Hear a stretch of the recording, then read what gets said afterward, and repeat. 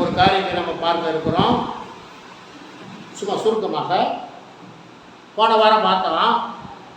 கனவுகளை குறித்த ஒரு சிறு காரியத்தை நம்ம கடந்த வாரத்தில் பார்த்தோம்.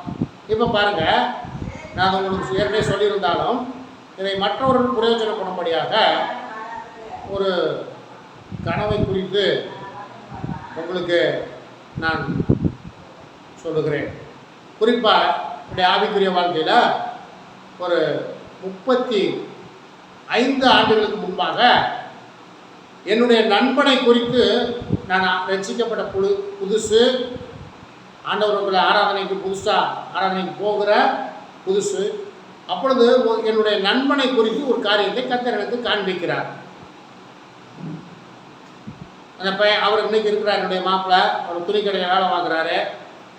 நாங்கள் 2 பேரும் ஒரே கடையில் வேலை பார்க்குறோம். அப்போ நானும் ஆராதனைக்கு போக ஆரம்பிச்சிட்டேன். அப்போ அவனும் வர விரும்பினான், நானும் வர்றேன். அப்படின்னா 2 பேரும் ஞாயிற்றுக்கிழமை கடையை விட்டுட்டு போயிட்டா கடையை பார்க்குறதுக்கு ஆள் இல்லை. ஆகவே நாங்கள் 2 பேரும் ஒரு ஒப்பந்தம், இந்த 2 பேர்த்தில் யாராவது ஒரு இந்த கடையில் நின்று வேறு வேலைக்கு போயிடுறது. அப்படின்னா போய் சொன்னால் நான் நின்றுக்கிறேன், நான் வேறு வேலைக்கு போயிடுறேன் அப்படின்னு சொல்லி மறுபடியும் துணி கடைக்க வேலைக்கு போயிட்டான். இந்த காலகட்டத்தில் அவனை குறித்து கர்த்தர் ஒரு காரியத்தை காண்பிக்கிறார். அப்போ நானும் அவனும் ஒரு பில்டிங், அந்த பில்டிங் மேலே 2 பேரும் ஏறி போய்கிட்டு இருக்கோம். ஆனால் அந்த பில்டிங் இடிஞ்சு வயர்லாம் தொங்கிக்கிட்டு இருக்குது. அதில் நாங்கள் 2 பேரும் ஏறி போய்கிட்டு இருக்கோம். போய்கிட்டு இருக்கிற பொழுது மழை வந்துருச்சு. மழை வந்தால் வயர்லாம் தொங்கிக்கிட்டு இருக்கு. நான் சொல்கிறேன், இதுக்கு மேலே போக வேணாம்டா, வயர்லாம் தொங்கிக்கிட்டு இருக்கு, ஒரு வேளை கரண்ட்டு பாஸ் ஆகும், மழை பெய்யுது அப்படின்னு நான் சொல்லுகிற பொழுது, இல்லை நான் போவேன் அப்படின்னு சொல்லிட்டு அவன் தொடர்ந்து மேலே போகிறேன். சொல்லும்போது நான் சொன்னது அப்படியே கரண்ட்டு ஸ்டார்ட் ஆகி பில்டிங்கே வந்து என்ன ஆகுது, கரண்ட்டு அந்த பில்டிங்கில் கரண்ட்டு பாயுது. நான் என்ன பண்ணிட்டேன், அங்கேருந்து கீழே குதிச்சுட்டேன்னா கீழே தண்ணியிலே நான் குதித்து விட்டேன்.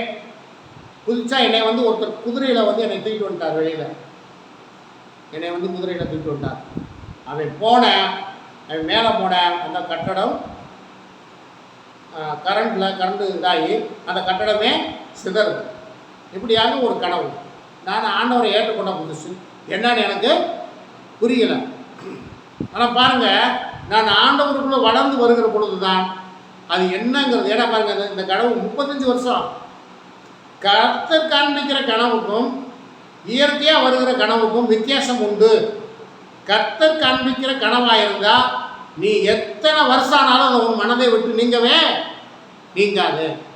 இப்போ பாருங்கள், 35 வருஷத்துக்கு முன்னாடி நடந்தது. பின்னாட்கள் தான் தெரிந்தது.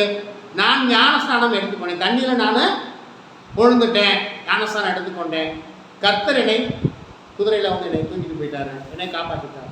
ஆனால் அந்த என்னுடைய நண்பன் செபஸ்தியான் இன்னைக்கு வரைக்கும் அவன் ஆண்டவரை ஏற்றுக்கொள்ள, அவனுக்கு சமயம் வாய்க்கும் ஆண்டவரை இன்னைக்கு வரைக்கும் அவன் ஏற்றுக்கொள்ளவில்லை. இதை காண்பித்தார். ஆகவே கனவுகளுடைய காரியங்களை நாம் அறிந்து கொள்ள வேண்டும். அங்கே என்ன சொல்லப்பட்டிருக்கு, அந்த கனவுல என்ன காண்பித்தார் ஆண்டவர் என்பதை குறித்து நாம் அறிந்து கொள்வதற்கு இதெல்லாம் யோசிக்கணும். பின்னாட்களிலே இது என்ன என்று கர்த்தருக்கு விளங்க பண்ணினார். ஆகவே கர்த்தருடைய பிள்ளையில நம்முடைய வாழ்க்கையில் சில காரியங்களை ஆண்டவரை காண்பிப்பார். அது நம்மை விட்டு நீங்காது. அது அவர் ஆண்டவர்கிட்ட கேளுங்க, உங்களுக்கு அதுக்கு சரியான விளக்கத்தை வேத வசனத்தின் மூலமாக உங்களுக்கு காண்பிப்பார். கர்த்தருக்கு ஸ்தோத்திரம்.